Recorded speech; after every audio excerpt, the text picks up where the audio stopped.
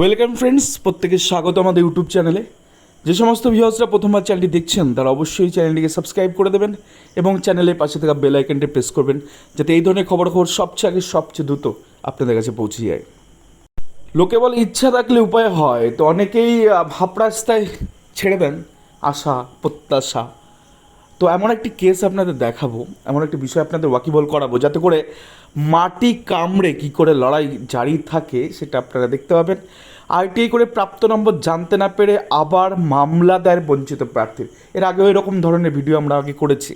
তো একজন প্রার্থী তার হকের জিনিস, সে একটি রিক্রুটমেন্ট প্রক্রিয়ায় বসেছে, তার হক, তার অধিকার যে একটি নির্দিষ্ট পরীক্ষায় সে কত নাম্বার সে পেল এবং কত নাম্বারের জন্য সে বাদ গেল, সেই বিষয়টা প্রাথমিক শিক্ষা পর্ষদ 2016 সালে রিক্রুটমেন্টে 42,949 রাতের অন্ধকারে SMS-এর ভিত্তিতে ইমেলের মারফত নিয়োগগুলো দিয়েছে। কোনো প্রার্থী জানতে পারেনি, কোনো লিস্ট বেরোয়নি, কোনো প্যানেল বেরোয়নি। সেই জায়গা থেকে এই ডাউট তৈরি হয়েছে এবং সেই ডাউট কিন্তু রহস্যজনকভাবে দিনের পর দিন রিভিল হচ্ছে এই সমস্ত সত্যান্বেষীদের জন্য, যারা নিজেদের অবস্থান বোঝার জন্য বিভিন্নভাবে চেষ্টা চালিয়ে যাচ্ছে। তাই সেরকম একটা ঘটনা আপনাদের শেয়ার করব।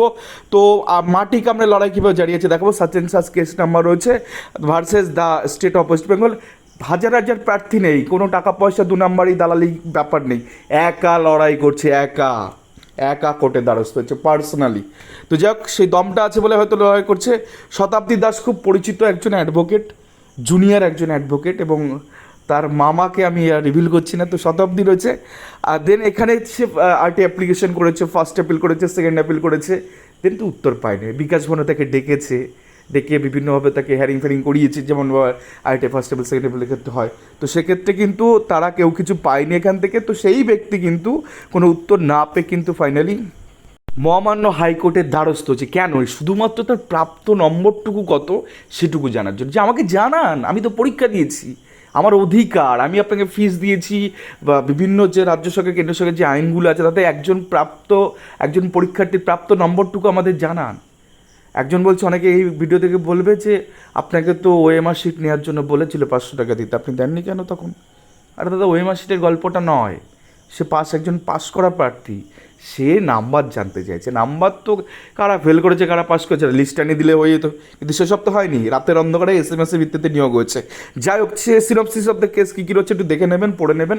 আমি এর বিশদে ঢুকছি এর মধ্যে। তাকে ডেকেছে, ফার্স্ট অ্যাপিল সেকেন্ড অ্যাপিল ডেকেছে, কিন্তু তাকে কোনো নাম্বার জানায়নি। কিন্তু এই প্রার্থী হাল ছাড়েনি, বলছে না, আমি কেন হাল ছাড়বো, আমি যদি এখান থেকে নাম্বারটা দেখতে পারি তাহলে সেক্ষেত্রে যে আমরা দেখে নিয়েছি এই প্যানেলে কী আছে। জেনারেল 10 পেয়ে চাকরি করছে, 16, 17, 18 পা SC/ST OBC প্রার্থীরা আজকে রাস্তায় রাস্তায় ঘুরে বেড়াচ্ছে। এই তো হয়েছে রিক্রুটমেন্ট।